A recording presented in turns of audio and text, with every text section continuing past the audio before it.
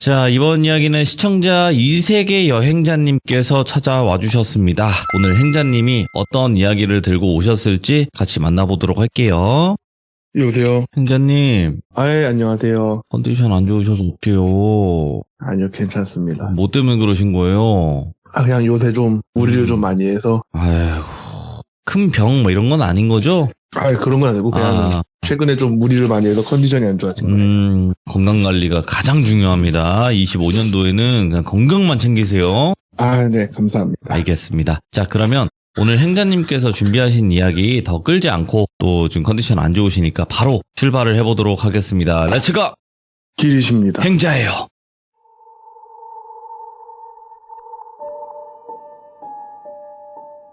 오늘 이야기는 돌비님 채널의 색깔에 안 맞을 수도 있어요, 사실. 그냥 오. 굳이 주제를, 저도 생각은 해보거든요. 이 주제를 뭘로 해야 될까? 가족의 사랑입니다. 사랑? 예. 가족의 사랑, 돌비님 채널에 안 맞을 수도 있는데, 이 이야기의 남자 주인공을 똘비라고 할게요. 예. 시기가 이게 좀 특정이 되면 네. 좀 골치 아파질 사람들이 있어서 일단 시기를 특정하진 않을게요. 네. 똘비 이 사람은 그냥 전형적인 한국 남자예요. 열심히 그냥 일하고 돈 벌고 또 돈 벌어다가 뭐 처자식 먹여 살리는 그냥 그런 사람인데 네. 이혼을 했어요. 이혼을 해서 아들을 하나 데리고 있었는데 예.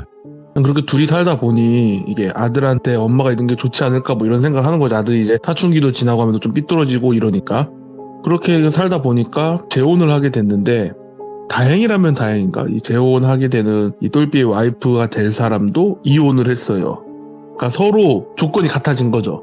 이혼도 하고 애도 딸려 있고 그래갖고 이 와이프 될 사람이 딸을 데리고 있었고 이제 똘비가 아들을 데리고 있어서 내 식구가 된 거예요 갑자기. 그래서 어떻게 보면 되게 대면대면 할 수 있었는데 오빠랑 여동생도 사이가 이렇게 나쁘지 않고 처음엔 좀 어색했지만 살다 보니 좀 나쁘지 않았고 그래도 그냥 잘 지내다가 똘비가 외국으로 좀 오랜 파견을 가요. 역기러기 생활이 된 거죠. 그리고 열심히 그냥 또 해외에서 돈을 벌어서 이제 한국으로 보내고 네. 이 생활을 반복하다가 몇 년 만에 한국에 돌아왔어요. 몇 년 만에 이제 한국에 돌아와서 가족 모두 다 외식하고 뭐 하고 하다가 이 똘비 와이프가 똘비한테 해외여행 가볼까? 이 얘기가 나온 거예요. 오, 예. 그리고 똘비는 어쨌든 뭐 파견 갔다 와서 회사에서 휴가를 좀 길게 줘가지고 애들이랑 다 같이 갔다 올까 했는데 애들이 그냥 엄마 아빠끼리 갔다 오라고 왜냐면 그 신혼여행도 제대로 못 갔었으니까 자기들이 있어서 그래서 엄마 아빠끼리 갔다 오라고 해서 동남아 어디로 이제 갔대요. 그래서 잘 놀고 이렇게 하고 좋은데 이 똘비가 이제 해외에서 일하다 보니까 사고 나서 죽는 사람도 많고 크게 다친 사람도 보게 된 거예요. 네. 그러니까 해외여행 가기 전까지 친구 중에 보험하는 친구가 있어서 보험 가입을 좀 하려고 하는데 좀 알아봐 달라 부탁을 한 거예요. 그러니까 친구도 내가 막상 해외 나가서 좀 일을 해보니까 좀 보험이 필요하겠지 뭐 이런 식으로 얘기를 하더래요. 그래갖고 그 보험 있어야겠더라. 또 내가 처자식이 생기니까 있어야겠더라. 이제 보험을 좀 알아봐 달라 하고 와이프하고 이제 그 동남아 쪽 여행을 갔는데 도착해서 같이 이제 밥도 먹고 호텔에 체크인하고 관광도 좀 하고 또 맥주도 한잔하고 그러고 이제 친구한테 전화가 왔고요. 그래서 우리가 잠깐만 한국에서 전화 온 게 있어 잠깐 받을게 하고 전화를 받는데 똘비 친구가 갑돌이라고 할게요. 이 갑돌이가 이상한 말을 하는 거예요. 똘비도 모르는 사이에 똘비한테 생명보험이 엄청 들어가 있는 거예요. 벌써부터 느낌이 쎄하죠? 왜냐면 이 당시에 그게 되게 유행했어요. 남편한테 예. 생명보험 달아놓고 동남아 예. 여행 이게 좀 그때 뭐 동남아로 여행 가자 하거나 여행 보내주면은 뭐 위험한 거다 뭐 이런 게 있었어요. 똘비도 느낌이 쎄하죠? 그리고 많이 있어 했더니 이거 보험금 납부하는 것도 꽤나 힘들었었겠다고 엄청 세게 들어가 있다고 이거 제수씨한테 물어봐봐 이게 된 거예요. 그리고 너 지금 어딘데? 그러니까 나 지금 동남아라고 그 나라 이름을 말했어요. 그러니까 친구가 호들갑을 떨면서 막 장난을 치더래요. 좀 애가 너무 쎄하니까 예. 야, 너 살아도 돌아오냐? 이런 식으로 장난처럼 얘기를 했대요. 그래서 일단은 나중에 다시 전화하자고 하고 전화를 끊고 싱숭생숭한 와중에 최대한 티 안 내고 여행을 즐기다가 숙소에 저녁에 딱 들어와서 근데 원래 그 똘비의 와이프가 똘비가 술 마시는 걸 되게 싫어했거든요. 똘비가 원래 술을 막 마시는 스타일은 아닌데 예. 술 먹고 막 실수하고 이런 스타일은 아닌데 좀 똘비의 와이프의 전 남편이 좀 술 먹고 실수한 게 있었나 봐요. 그래서 이혼한 걸로 알고 있었고 술 마시는 걸 되게 싫어한다 했었어요. 근데 갑자기 자꾸 술을 권하더래요 숙소에서. 근데 뭔가 느낌이 되게 쎄했대요. 그냥 정말 막 머리에서 막 뭐가 자꾸 막 SOS가 막 삐뽀삐 막 울리더래요. 예. 그래갖고 오늘은 피곤한데 술은 내일 마시면 안 될까? 이런 식으로 얘기를 하다가 친구한테 전화 온 척하고 나갔대요. 나 지금 회사에서 전화가 와서 전화 좀 받고 오겠다고. 그리고 와이프가 조금 토라져 있는 상태에서 일단 나갔대요. 나가서 그 나라가 근데 또 똘비가 일하던 나라거든요. 이 일대를 잘 알아요. 그래서 그냥 돌아다니면서 포차 같은 데 앉아가고 맥주 한잔 했대요. 네. 그래서 생각을 막 했대요. 이게 지금 내가 망상에 빠진 건가? 아니면 자기가 해외에 오래 있어서 하고 또 한국보다 치안이 안 좋으니까 그래서 자기가 지금 망상인 건가 뭔가 막 고민을 막 하다가 친구랑 이제 통화를 했대요. 친구랑 통화하는데 친구는 계속 장난을 친 거죠.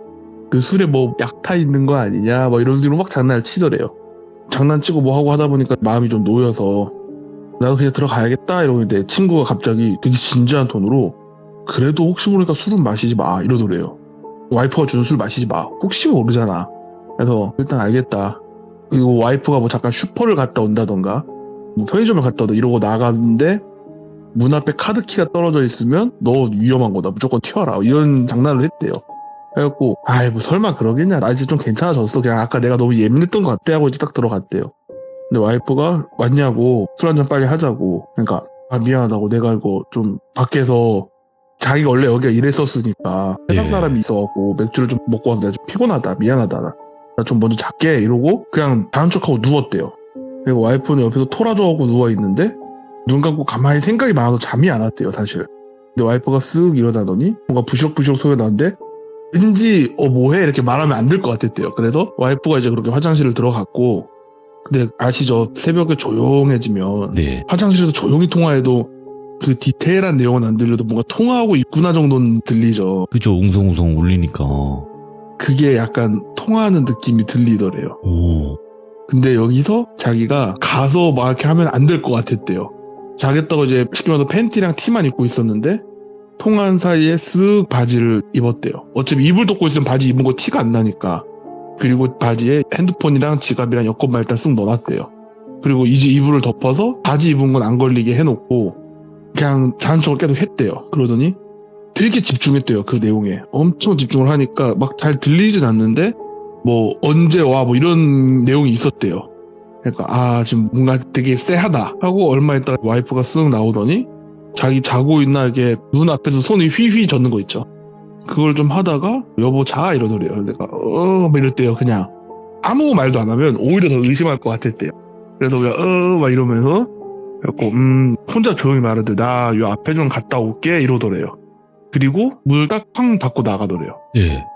잠깐 가만히 있다가 쓱 일어서서 봤더니 일단 사람은 없고 자기 이제 양말만 빨리 신고 혹시 몰라서 여차하면 도망가야 되니까 일단 신발까지 신고 앞에서 잠깐 좀 기다리다가 지금 이 타이밍인가 저 타이밍인가 엄청 쫄렸대요. 그리고 문을 살짝 열었더니 앞에 카드키가 떨어져 있더래요. 이거는 100%다. 일단 나가자 하고 나와서 엘리베이터 자기가 내려가는 걸 눌렀는데 엘리베이터가 그 호텔에 3개가 있었는데 자기는 가운데 거 앞에 서 있는데 왼쪽 게 올라오더래요. 이 호텔이 뭐 예를 들어서 10층짜리면 자기는 6층 정도 있었다 했거든요. 근데 뭔가 느낌이 되게 쎄했대요. 그래서 엘리베이터 뒤쪽에 있는 계단으로 일단 갔대요. 가서 생각을 정리하고 있는데 한 2-3명이 내린 소리가 나더래요. 저거 타고 내려가면 왠지 1층에도 일행이 있을 것 같다. 계단으로도 올라올 것 같다. 자기가 이제 도망칠 걸 생각해서. 예. 오만 생각이 다 들어서 와. 어떻게 해야 되지 어떻게 해야 하다가 안 되겠다 이거. 그때 갑자기 띵 하고 생각한 게 위로 올라가자 아예 위로 올라가서 엘리베이터를 타자. 그러면 얘네가 내 얼굴만 모르면 얘네가 난 딴 층에도 나온 다른 사람인 줄 알 거니까 어차피 호텔에 뭐 중국인이고 일본이고 한국인이고 많은데 그래서 올라갔대요. 한 2층 정도 올라가서 한 층은 또 왠지 혹시나 해도 2층으로 올라갔대요. 2층을 코다가 올라가서 엘리베이터를 타고 딱 내려오는데 네. 그 사람 3사람이 엘리베이터를 타더래요. 그러면서 그 나라 말로 막 떠드는데 똘비가 이 나라 말을 잘하는 건 아닌데 여기서 오래 일하다 보니까 기본적인 건 해요. 예. 좀 들려보니까 지금 자기가 방에 없다 뭐 이런 내용이었대요. 그래서 얘네가 나 찾아오는 거 맞구나 그 생각하고 있는데 갑자기 그 중에 하나가 자기를 빤히 쳐다보더래요. 오, 예. 자기는 핸드폰 보고 있는 척하고 있고 그러다가 갑자기 영어로 이제 해 이렇게 해갖고 뭐냐고 너 어느 나라에서 왔냐고. 근데 왠지 한국인이라고 하면 자기가 의심당할 것 같았대요. 일본에서 왔다고. 그러냐고. 혼자 왔냐고. 친구랑 왔다고. 잠깐 그런 스몰 토크를 좀 하고 그러면 여행 재밌게 하라고. 고맙다고 하고 이제 담배 피러 가는 척하면서 쓱 나갔대요. 진짜 심장이 미친 듯이 뛰었다는 거예요. 일단 어디든 가야 될 거 아니에요. 그래서 이 동네에서 일을 할 때 알고 지내던 사람한테 일단 가자 하고 그쪽으로 가는데 웬 까만 차가 옆에 천천히 붙는 거 있죠. 그냥 걷고 있는데 창문을 쓱 열더니 갑자기 헤이 또 이러더래요. 보니까 아까 그 사람이네. 그러니까 어디 가냐고 호텔 안 가고 했더니 나 친구 만나러 간다고. 그 친구 어디서 만나냐고. 나 어디로 간다고. 우리 가는 방향이라고. 태워준다고. 같이 가요 이러든가. 괜찮다고. 우리 그런 해코지 같은 거 안 한다고. 우리 호텔 하청 일하는 사람이지 그럼 나쁜 일 하는 사람도 아니라고. 걱정하지 말라고. 그래서 탔대요. 그러니까 왠지 여기서 뭘 하면 더 의심받을 것 같았대요. 주변에 사람이 있으면 도와주세요라고 소리해주는데 그런 것도 아니고 사실 우리나라 사람들은 잘 모르지만 외국 나가서 우리나라처럼 밤늦게 못 돌아다녀요. 그러니까 주변에 사람도 있는 것도 아니고 좀 저 번화가까지 내가 도망갈 수 있을까라는 생각도 들었고 그래서 일단 탔대요. 가서 이제 가고 있다가 일본 어디서 왔어? 이렇게 묻고 여기는 뭐 여행이야? 이렇게 계속 묻더래요. 그리고 영어로 이렇게 막 대답을 하다가 앞에 있던 사람이 갑자기 씩 웃더래요. 그러면서 그 되게 어설픈 발음으로 안녕하세요 이러더래요. 예. 그러니까 못 알아들은 척을 했대요. 그러니까 핸드폰을 딱 보여주는데 자기 사진이 있더래요. 그러니까 느낌이 얘네도 쎄했는지 그 와이프한테 사진 보내봐라 했겠죠. 그러니까 알아보고 다시 잡으러 온 거예요. 네. 그래서 하자마자 하는데 옆에 있던 애가 자기를 빡 잡고 앞에 있던 애가 자기 얼굴을 빡 하고 때리더래요. 정신이 반쯤 나가면서 나 이대로 죽는 건가 싶었대요. 그리고 눈을 딱 떴는데 얘네가 이제 자기를 손발을 묶어놓고 자기들끼리 이제 막 담배 피면서 떠들고 있더래요. 예. 그래갖고 아직은 안 죽였네 이러니까 일어났네 이러면서 지들끼리 못 얘기하는데 대충은 알아들으니까 일단 돈을 받고 죽이자. 죽인 거를 찍어서 보내주면 돈을 안 보내면 그만이다. 돈을 받고 죽여야 된다. 뭐 이런 얘기를 하고 있더래요. 똘비가 최대한 머리를 굴려서 그 말을 했대요. 너네 나랑 거래하자. 쟤네가 뭔 소리냐. 너 어차피 나 죽이고 와이프한테 돈 받기로 한 거 아니냐. 맞다. 근데 똘비가 여기 꽤 오래 살았다 했잖아요. 여기서 한국인 청부세라는 게 생각보다 단가가 되게 싸대요. 그 당시에 되게 쌌대요. 물론 현재도 쌉니다. 생각보다 안 비싸요. 그러니까 얘네가 한국까지 불러서 하는 게 비싼 거지 그 나라까지 보내놓으면 생각보다 싸요. 똘비가 거기서 살면서 주워들은 게 있을 거 아니에요? 그러니까 내가 여기서 좀 살아봐서 아는데 너네 대충 얼마쯤 받을 거 아니냐. 그러니까 얘네가 맞지? 이 말을 하더래요. 그러면 내가 눈 감고 누워있을 테니까 내 사진을 찍어서 보내라. 그러면 와이프가 너 돈을 보내줄 거 아니냐 약속한 돈을. 그리고 나는 신고하지 않을 테니까 나를 살려주면 똑같이 보내주겠다 그 돈을. 그러면 니들은 굳이 사람 안 죽이고 처리 안 해도 돈을 2배로 버는 거다. 여기도 자기들끼리 좀 얘기를 하더래요. 그리고 얘가 말을 했대요. 나 이 꼴 당한다 내 와이프 절대 곱게 못 돌린다. 내가 돈 보내줄 테니까 나 살려주면 내 와이프 의뢰를 니네한테 맡기겠다. 그럼 니네 3배다. 이런 식으로 막 협상을 했대요. 진짜 목숨을 건 인생의 쇼부를 본 거죠. 예. 그래서 얘네가 와이프한테 돈 들어온 거 확인하고 그럼 너도 보내라. 지금 나 인터넷이 돼야 되는데 가야 된다. 그래서 둘이서 인터넷 카페 같은 데 끌고 와서 바로 송금을 해줬대요. 그리고 내가 한국 가서 와이프를 연락 보내면 처리해줘라. 그럼 똑같이 돈 보내겠다. 알겠다. 하고 생각보다 쉽게 빠져나왔대요. 우와. 일단 한국으로 가자. 왜냐면 정말로 여차하면 와이프를 잡아서 얘네한테 맡길 생각이라 대사관에 신고한다 이러는 것도 없었대요. 그래서 일단 바로 공항으로 가서 최대한 빠른 비행기를 타고 한국으로 들어온 거예요. 한국에 딱 떨어지자마자 친구한테 전화를 했대요. 그때 말한 그 보험 수령인이 누구냐. 그러니까 잠깐만 하고 보니까 수령인이 자기 아들인 거예요. 이때 똘비 입장에선 자기가 여기서 죽었으면 보험금이 아들한테 갔을 거예요. 의심이 안 받게. 그리고 아들이 죽으면 엄마한테 갈 거예요. 그러니까 자기 아들이 위험하다 싶은 거예요. 그래서 막 정신없이 집으로 갔대요. 막 정신없이 집으로 가가지고 딱 집에 왔는데 딸 혼자 있더래요. 그래갖고 오빠는 어딨냐.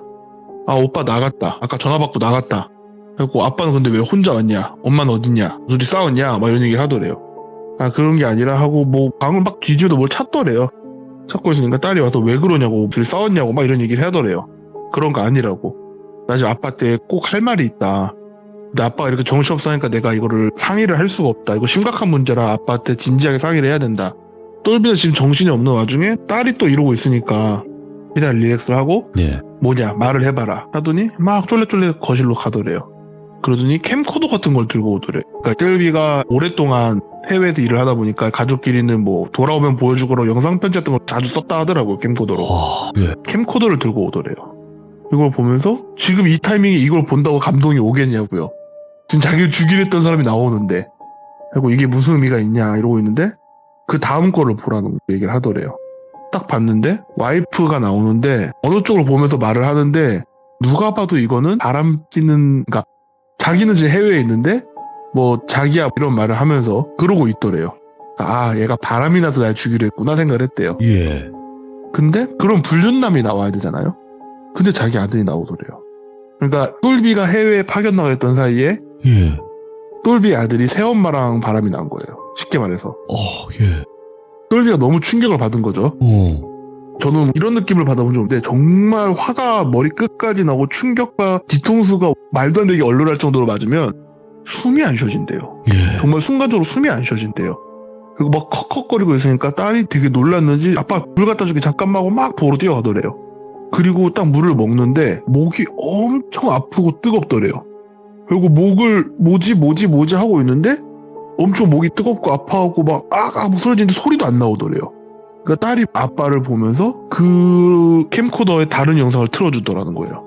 근데 그 다른 영상에선 여동생과 오빠가 그러고 있는 거예요. 왜 그러는 거야? 예. 그리고 이 오빠가 나간 거는 엄마 전화를 받고 나간 거예요. 예. 그러니까 여동생이랑 오빠가 짠 거예요. 엄마랑 아빠랑 보내서 저 둘이 가서 죽으면 보험금이 다 우리 건데 왜 살아 돌아와서 이렇게 일을 복잡하게 만들어, 이런 식으로 얘기를 하더래요.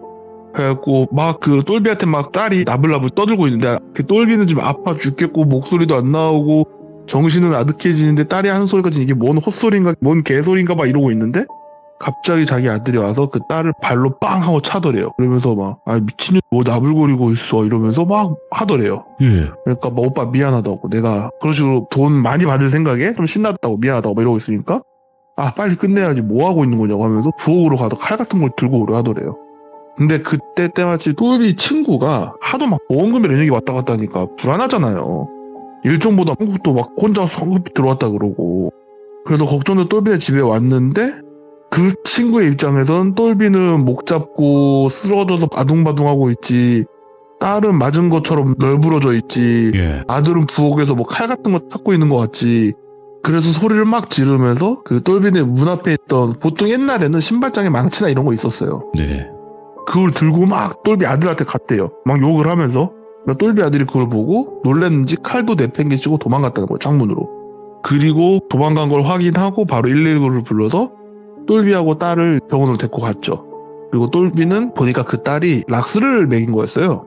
근데 이게 또 딸이 멍청한 건지 뭐 마지막 양심인지 모르겠지만 물을 갖다 준댔잖아요. 그러니까 네. 물에다 락스를 탄 거예요. 어이구야, 예. 그러니까 이게 희석이 약간 돼서 죽진 않았어요. 다만 몸이 좀 불편해지고 후유증은 좀 심한데 죽진 않았어요. 그리고 딸은 어쨌든 존속살인미수로 이제 체포가 됐으니까 깜방을 가야죠. 네. 그러면은 이제 똘비 입장에서는 이 와이프랑 아들놈을 잡아야 되잖아요. 그리고 나서 네. 똘비가 막 치료를 받고 아들은 행방불명이고 와이프도 행방불명이고, 그때만 해도 똘비는 둘이서 결국엔 날랐구나라고 생각을 했대요. 네. 그러면서 딸한테 가서 연애라도 가면은 니네 오빠랑 연락되냐, 이거 잡아야 되니까. 그래도 또 딸이라고 면회는 가대요. 근데 갈 때마다 그 오빠만 묻더래. 예. 그래서 내가 연락이 안 된다 하다가 그 와이프가 발견됐어요. 와이프의 변사체가. 네. 살해당한 걸로 추정이 돼요. 그러니까 이거는 내가 봤을 때 아들이 한 거야. 그리고 네. 얼마 안 있다가 아들의 사체가 발견됐어요. 뭐야? 발견된 장소가 아들의 친엄마가 죽은 곳. 예. 아래 유서를 써놓고 차에서 번개탄을 피웠다 하더라고요. 오. 그리고 이 소식을 깜빵에 있는 딸한테 전했고, 예. 그 다음부터는 딸이 면회도 거부하고, 그리고 출소할 때 가려고 했는데 못 만났대요. 예. 자기가 타이밍을 놓친 건지 뭔지 모르겠는데 못 만났고, 그 이후로 딸은 행방불명, 아예 연락도 안 된대요. 그리고 그 아들의 유서를 보니까 그 똘비가 원래 와이프하고 이혼한 이유가 의부증이 좀 심했대요. 네. 의부증이 좀 심한데 똘비는 그냥 지방이나 이런 데 좀 많이 왔다 갔다 해야 되는 일이에요. 그리고 한 번 가면 막 며칠씩 있어야 되는 경우도 많고. 예. 그러니까 그런 건데, 똘비의 그 전 와이프는 똘비가 이제 지방 곳곳에 애인을 두고 있다, 뭐 이런 식으로 좀 망상을 하는 수준까지 간 거예요, 의부증. 네. 그러니까 똘비가 너무 힘들어서 이혼을 한 거예요. 근데 와이프가 의부증이 심하니까 정신질환 있는 사람한테 아들을 맡길 수가 없잖아요. 그래서 네. 소송하는 끝에 결국 아들을 제가 데리고 왔는데, 시간이 좀 지나서 똘비의 전 와이프가 네. 스스로 목숨을 끊었다는 소식을 똘비는 받았어요. 근데 아들한테 말을 안 했었대요. 근데 아들이 그거를 들은 거예요. 딱 어쩌다 우연찮게 알게 된 거예요. 근데 그때 똘비의 아들이 뭔 생각이냐면 엄마랑 계속 붙어 있었잖아요. 그러니까 네. 똘비의 아들 입장에서는 똘비가 바람피는 아빠였던 거야. 바람피는 아빠였고 내 엄마를 힘들게 한 사람. 그래서 결국엔 내 엄마를 버려서 자퇴까지 하게 한 사람이고, 이 사람의 이거에 가장 결정적인 게 새로 결혼한 저 여자하고 저 여자의 딸인 거야. 그래서 복수를 꿈꾸며 네. 똘비가 이제 멀리 아주 긴 기간 동안 자리를 비웠을 때 새엄마와 여동생을 꼬셨다 뭐 이런 거였대요. 와. 하여튼 그래서 진짜 그렇게- 씁쓸한 사연이구나. 가족 사랑이 이게 가족의 사랑이었죠. 방법이었구나. 예. 진짜로 그 행자님께서 지금 이 말씀하신 이 내용이 많은 분들이 이거는 진짜 너무 막장 아니야? 이런 일들이 있어? 이렇게 생각하시는 분들도 많이 계시거든요.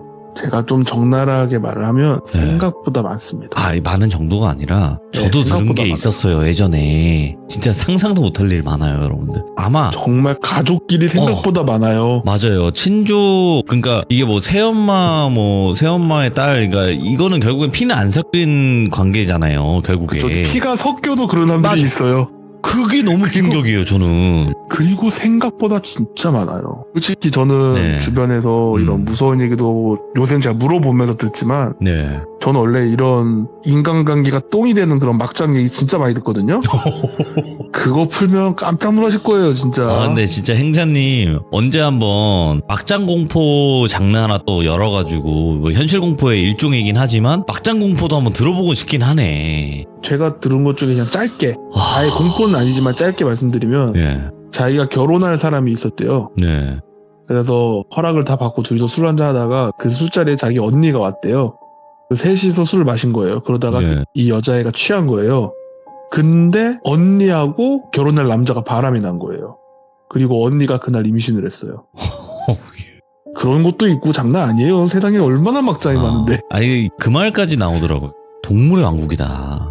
아 진짜 네. 동물의 왕국 많아요. 네. 그래서 아마 여기 계신 분들 중에서도 맞아, 저거보다 더 심한 거 다들- 있고 나는 지금 그걸 행하고 있어, 이런 사람들도 있을 거예요. 맞아요. 네. 행하고 있는 사람도 있을 거고 네. 솔직히 더 더러운 것도 알고 있는 사람이 있을 텐데 그냥 불편하니까 모른 척 못 본 척 하고 사는 거죠. 맞아요. 이게 세상은 생각보다 우리가 생각하는 것 이상으로, 특히 매체에 나오는 것보다도 더 더럽다라는 거 또 다시 한번 알 수 있었던 세상은 행자님의 이야기였습니다. 정말 상상 이상으로 썩었고 더럽습니다. 맞습니다. 아무튼 간에 오늘 행자님 컨디션도 안 좋은데도 컨디션 정말 좋게 이야기 잘 해주셔서 감사드리고, 꼭 컨디션 관리 잘 하셔야 됩니다. 네, 알겠습니다. 네. 제가 또 재밌는 얘기 생기면 다시 연락드리겠습니다. 고맙습니다. 감사합니다.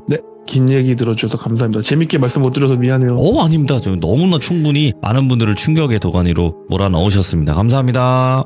네, 감사합니다. 네. 공감, 상상 자체가 안 되시는 분들도 많이 계실 거예요. 예, 근데 생각보다 사람이랑 살면서 말도 안 되고 우리 생각 밖의 일들이 정말 많이 일어나고 있고요. 그건 진짜 우리 주변에서도 있을 수 있어요. 그러니까 여러분들도 항상 조심하시고, 혹시라도 그런 정말 힘든 일들을 겪으신 분들이 있다면 제가 어떤 드릴 말씀은 없지만 잘 이겨내셔서 행복한 삶을 사셨으면 좋겠다라는 말씀 다시 한번 드립니다. 시청해주신 모든 분들 감사드립니다.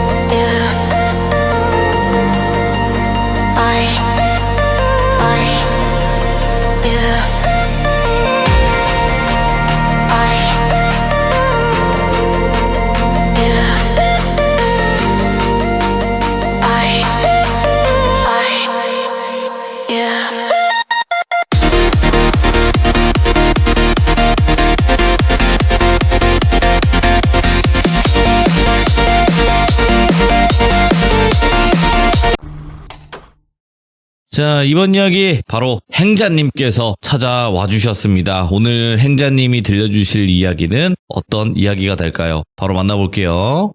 여보세요. 행자님. 네, 안녕하세요. 네. 뭔가 부드러운 남자 컨셉인 것 같아요, 오늘. 자다 깨서 그렇습니다. 차분하다 싶었는데 주무시다가 일어나셔서. 살짝 졸았었어. 많이 피곤하셨죠? 오늘은 좀 황사 때문에. 황사 때문에요? 황사 때문에 좀 낮에 힘들었어갖고. 퇴근하고 잠깐 쉬다가 잠들었어. 그럴 수 있습니다, 네. 자, 오늘 그래도 행자님이 약속을 지켜주셔서 너무너무 감사드리고, 오늘 해주실 이야기가 어떤 이야기가 될까요? 오늘 친구가 낚시하다가 만난 사람이랑 들은 얘기, 이게 한 가지인데, 오늘은 뭔가 엄청난 레전드 느낌은 아닌데, 좀 애매모호한데, 예. 은근한 약간 좀 평양냉면 같은 그런 느낌이라, 사실 귀족분들이 좋아하실지 모르겠어요. 저는 냉면을 좋아해서. 냉면 맛있죠. 자, 그럼 바로 출발을 해보도록 하겠습니다. 렛츠가! 길이십니다. 이 세계 여행자요!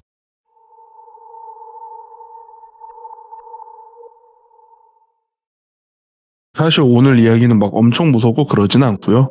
제가 들었을 때는 이거 좀 쎄한데 잘 도망친 것 같아. 약간 이런 느낌의 이야기 하나 하고, 이것도 좀 묘하다. 이렇게 얘기가 좀 두 개를 해야 될 것 같아요. 두 개가 막 길지 않아서 다. 하나는 제 친구 갑돌이라고 하면, 갑돌이가 이제 낚시를 막 하는데, 예. 그날은 경기도였나 충청도였나 하여튼 그런 저수지 같은 낚시터가 있대요. 그날도 이제 동호회 사람들끼리 모여서 비슷한 스팟에서 각자 낚시를 하고 친한 사람끼리 좀 적당히 담소라고 할까요? 그걸 하면서 있다가 그날 이제 처음 보는 사람이 왔는데 나이가 한 50대, 60대? 낚시를 한 지도 얼마 안 된 것 같아 보였대요. 그래서 그러시구나 하고 있다가 라면 끓이면서 이제 소주 한잔 할까 하고 사람들이 한 3, 4명이 모였는데 이 아저씨 말투가 좀 특이하더래요. 그래도 갑돌이가 세터민이시구나 이 생각을 했대요. 그냥 그런 정도만 생각을 하고 또 라면 먹으면서 소주 한잔하고 하면 온갖 얘기들 하잖아요. 또 그 낚시꾼들의 자기도 그렇죠. 얼마나 뭘 잡아봤다 이런 얘기하고 몇 자 이러면서 어디 스팟이 좋고 어디 가봤냐 어느 섬 가봤냐 막 이런 얘기 하고 있었대요. 그러다가 갑돌이가 젊으니까 젊은 친구는 이제 뭐 하는 사람인데 이렇게 벌써 어떻게 낚시 재미를 알고 사냐 이런 식의 얘기가 나온 거예요.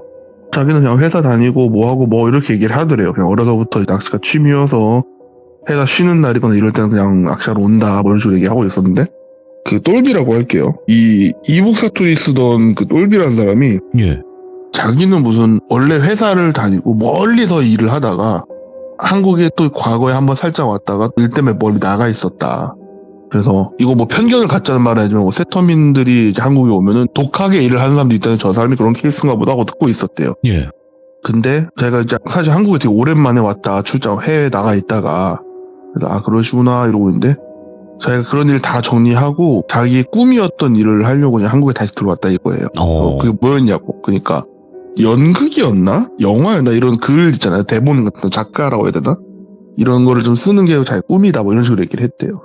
그래서 그거 창작의 고통이 엄청나다는데 한 편 정도는 어떻게 써도 2편, 3편부터는 창작의 고통이 엄청나는데 괜찮으시겠어요?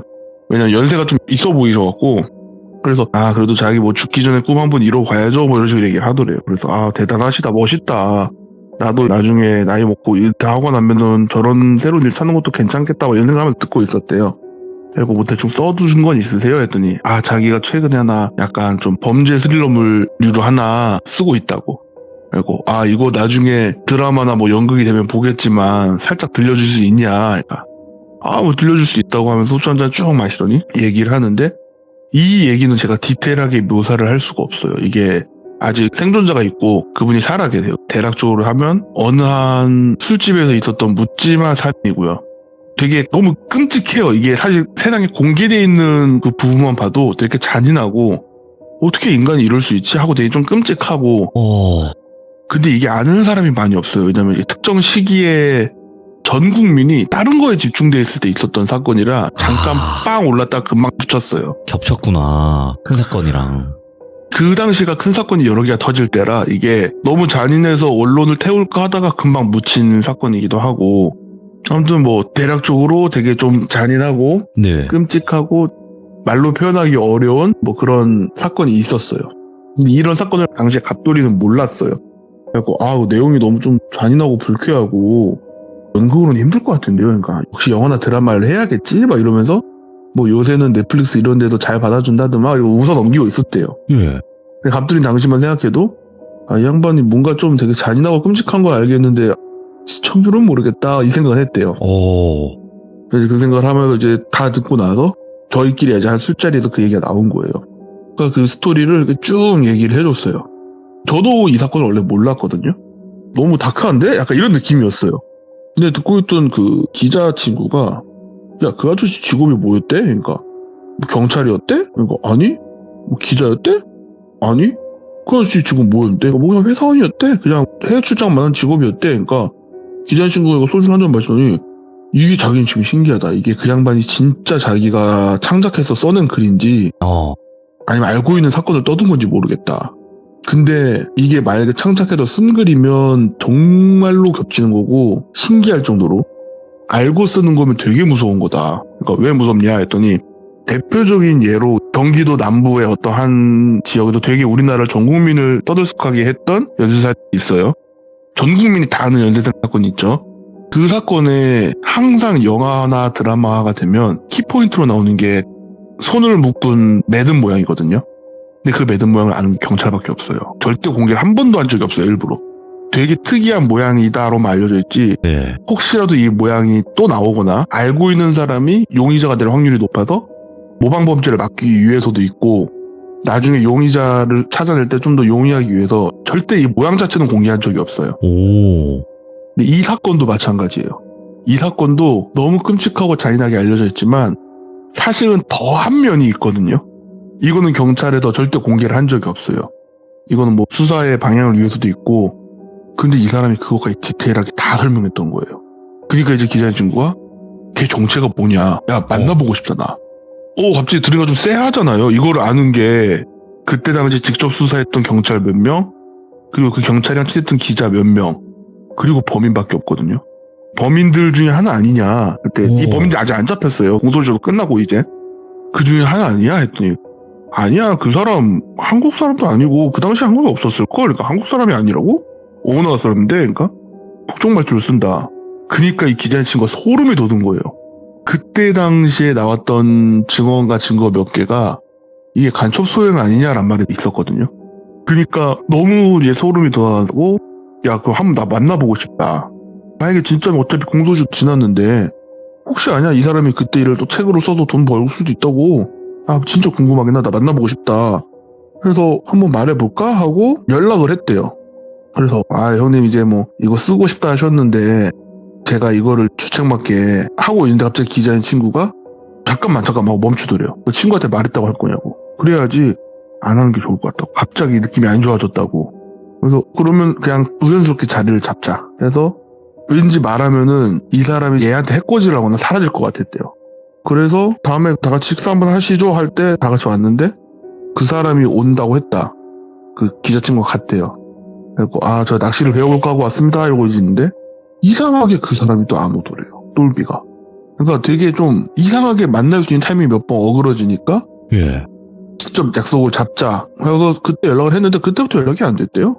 실제로 마주치질 못했어요. 그 기자인 친구랑 그 똘비는. 몇 번 시도를 했는데.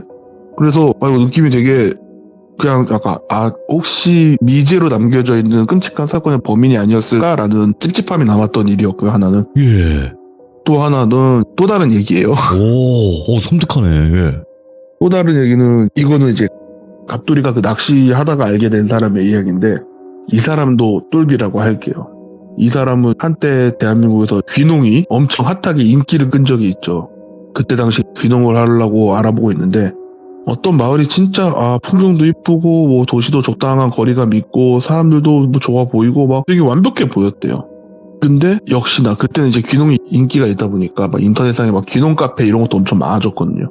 그 중에서 그때 당시 가장 사람이 많은 귀농 카페에 가입을 해서 그 마을에 대해서 정보를 찾고 있는데 그때 그 귀농이 한참 인기가 있을 때 되게 인기 있는 마을들은 면접도 보고 막 그랬다는 거예요.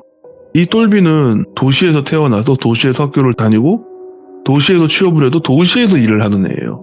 그리고 나름 엘리트라 한 번도 뭐 시험에서 떨어져 본 적도 없고 면접에서 떨어져 본 적도 없고 그래서 자신감 있게 그 마을에 면접을 보러 갔대요. 갔는데 자기가 바보가 됐대요. 왜냐면 방금 말했지만 이 똘비는 본투비 도시인이에요. 그러니까 시골 일에 대해서 아무것도 아는 게 없는 사람이에요. 그러니까 이 사람이 생각했던 면접이랑 완전히 다른 거죠. 예를 들면 마을에 오면은 무슨 일을 도울 수 있냐, 뭐 옆에 있는 사람은 뭐 자기 아버님한테 새끼 꼬는 걸 보고 새끼를 꼴 줄 안다는데 뭐 이런 얘기가 있는데 자기는 지금 그런 거 아무것도 못하는데 네. 근데 이제 바보가 돼서 어버버 하고 있다가 그 면접을 보신 어떤 분 한 분이 막 사주 같은 걸 묻더래요.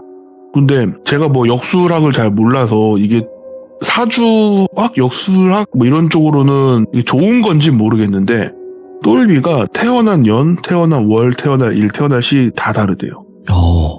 이게 좋은 건지 나쁜 건지 모르겠어요, 일반적으로. 그러니까 좀 특이한 거였어요, 제 기준엔. 그래갖고 면접 망했구나. 내가 살다 면접 한번 떨어본 적 없고 시험 한번 떨어본 적 없는 내가 살다가 귀농하겠다고 귀농 마을 면접 보는 것도 신기한데 여기서 떨어지게 생겼네. 막 이러고 있었대요. 그래서 그러면 마을 기금을 좀 많이 낸다 그러고 어떻게 하면 비벼볼까 해봤더니 이 마을이 인기가 많은 이유가 젊은 사람들이 들어오면 오히려 마을에 더 돈을 준다는 거예요. 그 젊은 사람한테. 이거 완전히 반대죠. 그래서 인기가 많은 것도 있었던 거예요. 특히 젊은 사람들이. 그래서 이거 어떻게 안 되네. 이거 비빌 수가 없네. 이러고 그냥 잊고 살았대요. 그 똘비에 아는 사람이 나한테 같이 점을 보러 갔대요. 그래서 무슨 점이냐고 그냥 재미로 보자고 해서 막 갔대요. 갔는데 그 사람이 이제 다 자기 사주랑 뭐 신점을 막 보고 그래서 그냥 신기하게 쳐다보고 있었대. 이런 데 처음 와봐서 되게 뭐 분위기가 참 신기하다. 가정집 같이 해놓고 이렇게 해놓으니까 뭐 혼자 살면 안 무섭나? 이런 무섭다. 이런 그냥 잡생각을 하고 있었대요. 근데 갑자기 무당이 자기한테 부채를 갑자기 팍 하고 치면서 너는 무슨 젊은 놈이 벌써부터 네 몇 자리 보고 왔냐고. 그러니까 뭔 소리냐고. 너 얼마 전에 네 몇 자리 보고 오지 않았냐고. 제 몇 자리를 제가 왜 보냐면서 막 화가 난 거예요. 그래갖고 너 그 몇 자리 근처에 얼쩡거리지 말라고. 네 몇 자리 아닌데 네 몇 자리 된다고. 그런 식으로 얘기를 하더래요. 그래서 뭐라는 거야 이러고 굿이라도 해야 되냐고. 굿 같은 걸 왜 하냐고. 부족도 안 써도 된다고. 너 그 근처만 안 가면 된다고. 그러니까 나는 몇 자리 보고 온 적이 없다니까요. 이런 식으로 좀 짜증을 섞어 얘기했대. 그러니까 같이 간 사람이 왜 그러냐고 막 그러지 말라고 해서 되게 이상한 사람이라고 하고 막 좀 언성이 왔다 갔다 갔대요. 가는데 이제 무당이 너 절대 거기서 오라고 해도 가면 안 된다. 네 몇 자리다 막 이러고 있더래요. 그래서 뭔 소리냐고 이제 나갔대요. 그러고 집에 가고 있는데 그 면접 본 마을에서 연락이 온 거예요. 면접 붙었다고. 언제 이사 올 수 있냐고. 그러니까 제가 이거 사실 떨어질 줄 알고 이사 준비를 안 하고 있었는데 최대한 빨리 준비를 해서 가겠다. 그 전에 한번 제가 다시 가봐도 되겠냐. 이사 준비하는 중간에. 그렇게 하라고. 그리고 농사일 돕고 이런 거는 뭐 자기들이 가르쳐주면 되니까 그건 걱정하지 말라고. 알겠습니다 하고 딱 전화 끊었대요. 그러면서 그 친구가 아까 무당이 말한 데가 여기 아니냐? 막 이런 식으로 장난을 쳤대요. 여기 사람들도 되게 좋고 막 하다가 그런 얘기까지 나온 거예요. 여기는 젊은 사람이 귀농 지원금도 주고 장난 아니야? 이렇게 얘기를 한 거예요. 그러니까 그걸 친구가 듣더니 되게 이상한 거예요. 사실 친구 입장에선. 야, 요새 너 뉴스나 이런 거 안 봐? 왜? 그러니까 요새 지금 귀농하는 젊은 사람들 많다고 그 사람들한테 뭐 마을 기금이니 뭐니 하면서 삥 뜯는 게 지금 사회적 문제로 있다. 근데 그것도 돈을 준다는 게 말이 되냐. 더군다나 거기 살고 싶어하는 사람들 많다며. 야, 오히려 거기는 삥 뜯기 되게 좋은 조건인데 안 뜨는 게 말이 되냐. 이런 얘기 한 거예요. 그러니까 그게 뭐 사회적 문제가 되니까 여기 이렇게 하나 보지 뭐 젊은 인권이 필요하니까 이렇게 하나 보지 뭐 마냥 이렇게 생각했대요. 네. 그러고 술 한잔 하고 집에 가는데 이상하게 자기 평상시에 절대 안 믿는 그런 무당의 말이 되게 좀 신경이 쓰이더래요. 갑자기 집 가는 길에.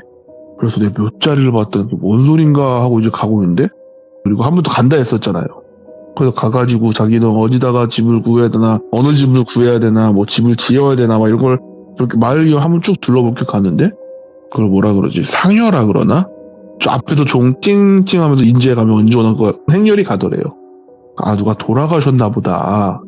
참 좀 어쩌면은 자기가 좀만 더 일찍 왔으면 같이 이 한마을에서 살았을 수도 있는 사람인데 아이고 그냥 삼가 고인의 명복을 빕니다 하고 속으로 어제 생각하고 그걸 보고 있었대요. 근데 뭔가 이상하더래요.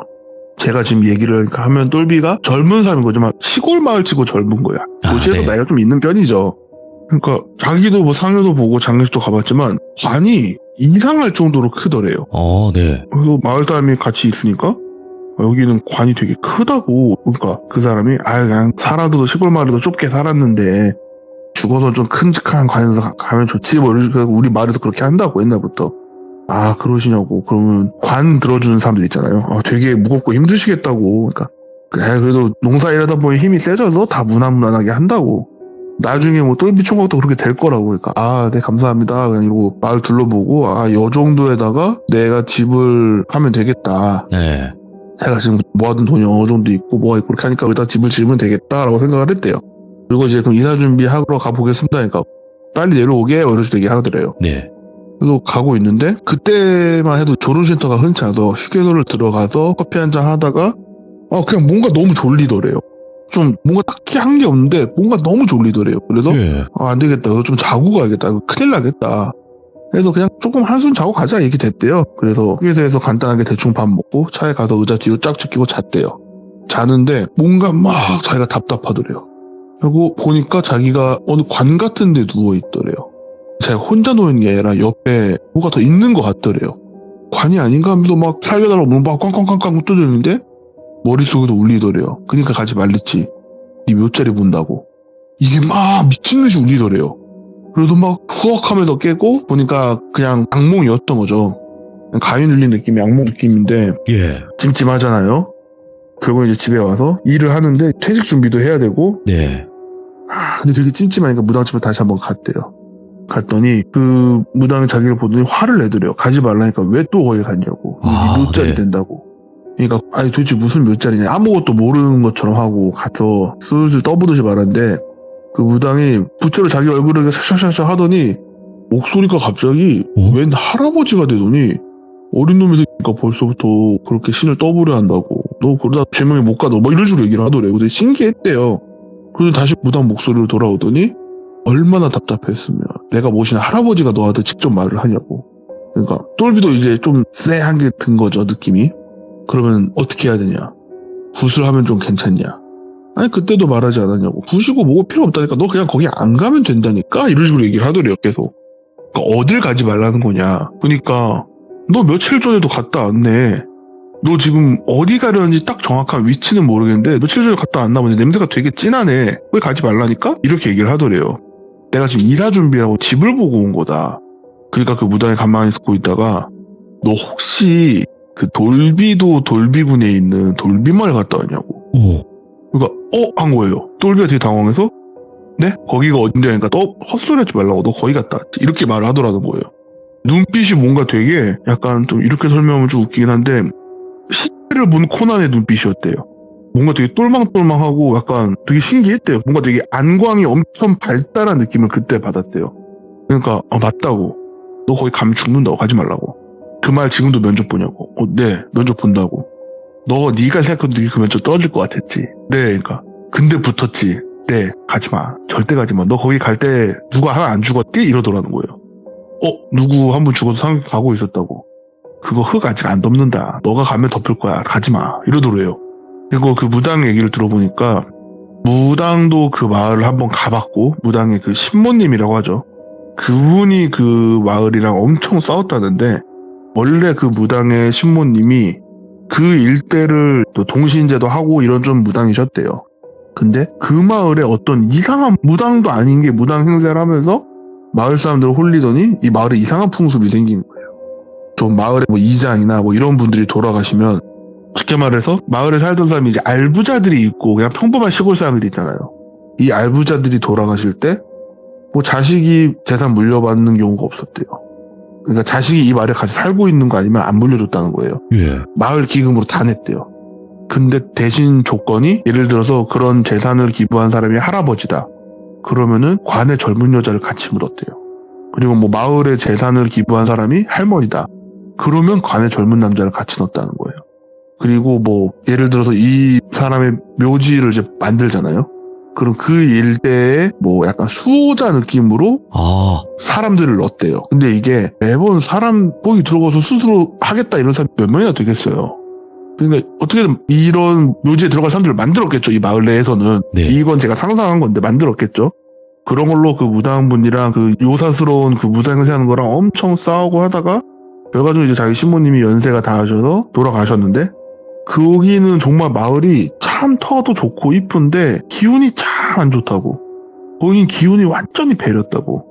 그러니까 그게 이상하게 마을 풍습이 돼가지고 내가 봤을 때 그 죽은 사람 할머니일 거고 네 사주랑 그 할머니랑 맞을 거다. 죽은 할머니랑 너랑 궁합이 맞을 거다. 그래서 아마 너랑 같이 몇 자리에 넣으려고 거기 관 아직도 크게 쓰냐고. 관이 좀 되게 크긴 했다고. 넓게 크긴 했다고. 그 관에 같이 넣는다고. 빨리 이사 와라 이런 말 안 하지? 막 이런 식으로 하더라고. 되게 신기한 거예요, 똘비는. 그러면서 무서운 거죠. 그래서 빨리 오라는 식으로 얘기하더라. 왔으면은 너 어떻게든 해서 그 관에 넣고 그때만 덮었을 거라고. 그리고 그때만 해도 지금처럼 뭐 스마트폰이나 이런 게 발달한 게 아니어서 아니 젊은 애가 시골 간다고 그러고 갑자기 연락이 끊기고 사라졌네? 그러면 그냥 끝이라고. 네. 막말로 거기서 경찰들도 그냥 뭐 이 동네는 우리가 안 해? 이래 버리면 그만이니까. 그런 마을이라고 해서 똘비가 이거 느낌이 되게 더럽잖아요. 그래서 친구들이랑 상의했는데 친구들은 야 그런 말을 들었는데 왜 가? 평상시에 무속을 안 믿는 애도 야 내가 문학말을 믿진 않는데 네가 말하지 않는 그 무당 그 마을 설명 다 해줬고 말도 정확히 딱 찍었다며 이거는 무속을 믿고 안 믿고의 문제가 아닌 것 같다고. 그러니까 어쨌든 그 무당은 그 마을에서 막 알고 있고 이 마을에 이런 풍습이 있다는 것도 알고 있고 근데 우연찮게 네가 그 마을을 알아먹고 너가 굳이 그런데 할 필요가 있냐 막 이런 식으로 다 말리더라는 거예요. 자기도 엄청 고민하다가 이걸 고민한다는 얘기를 듣고 저는 일단 이 양반 제정신 아니다 싶었는데 이 똘비가 엄청 고민하다 결과적으로 이틀인가 있다가 3일인가 있다 전화가 왔대요. 언제쯤 내려오냐고. 자기가 못 갈 것 같다고 했더니 그 마을 사람이 막 화를 내더래요. 자기가 혼자 막 화를 내다가 그러면 마을 지원금 차원에서 1억 정도 주면 오냐고. 이런 식으로 얘기를 하더라는 거예요. 예. 그 당시 1억이면요 엄청 큰 돈이에요. 이게 엄청 큰 돈을 제시를 해버리니까 이거 오히려 가면 안 되겠다. 이거는 오히려 가면 안 된다. 그래서 예의에 안 맞지만 죄송합니다 그러시나 그냥 뚝 끊어버렸대요. 그리고 번호 다 차단하고. 예. 근데 자기가 그때 그 1억이 혹해서 갔으면 네. 어떻게 됐을까 이런 얘기를 했다 하더라고요. 예. 그래서 그 마을 지금 있냐고. 왜냐면 이 갑돌이 얘는 낚시만 미쳐있지만 제 주변에는 이런 폐 마을이나 폐가를 좋아하는 친구 하나 있었잖아요. 네.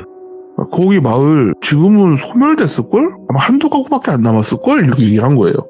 이 마을이 엄청 핫하다가 갑자기 귀농 열풍이 죽은 것도 있고 분명히 젊은 사람들이 엄청 유입되는데 젊은 사람들이 안 남아있었대요. 예. 그러니까 어르신들 몇 분만 아마 남아있을 거라고 마을 자체는. 이게 한 4, 5년 전에 들은 얘기니까 지금쯤이면 다 돌아가시지 않았을까 싶었네요. 근데 뭐 진짜 이런 슴슴한 평양냉면 같은 이야기 두 개를 듣고. 아니 평양냉면이라는 이거 불냉면인가 뭐 그런 거 아니에요? 이게 평양냉면이면 어떡해. 야, 근데 행자님께서 네. 그 매력이 있어요. 이 손에 땀이 나게 하는 그런 느낌? 이야기를 들어도 집중하다 네. 보면 그 몰입이 되는 이야기도 있고 근데 손에 땀이 나는 이야기가 있거든요. 좀 그런 느낌인 게 있어요. 행자님은. 그래서 저는 행자님의 스타일도 워낙 좋아하는 사람이기 때문에 행자님이 좀 자주 와주셨으면 좋겠는데 자주 안 오시는 게 저도 얘기가 떨어지면은 그렇지. 지원해서 할 수는 없으니까. 맞아요. 그래도 있는 한은 꼭 자주 네. 와주시면 너무나 좋겠다. 이런 말씀을 드리면서 오늘의 이야기를 마쳐보도록 하겠습니다. 감사합니다, 행자님. 긴 얘기 들어주셔서 감사합니다. 고맙습니다. 네, 감사합니다. 네. 자, 또 이세계 여행자님께서 오늘 두 가지 이야기를 들려주셨는데 또 굉장히 아주 또 손에 땀이 나게끔 만들어주셨네요. 네. 그래서 여러분들께서도 많은 뭐 돌벤저스 분들, 참여자분들 계시잖아요. 각자 좋아하시는 분들이 다 다를 거라고 생각을 해요. 특별히 좋아하시는 분이 있는 거고, 난 잔잔하게 모든 이야기를 다 즐기는 타입이다 하시는 분들도 계실 텐데, 꼭 여러분들 그 시들며 올라오는 이야기들은요, 전부 다 들어보시는 걸 추천드립니다. 시청해주신 모든 분들 감사드립니다. 고맙습니다.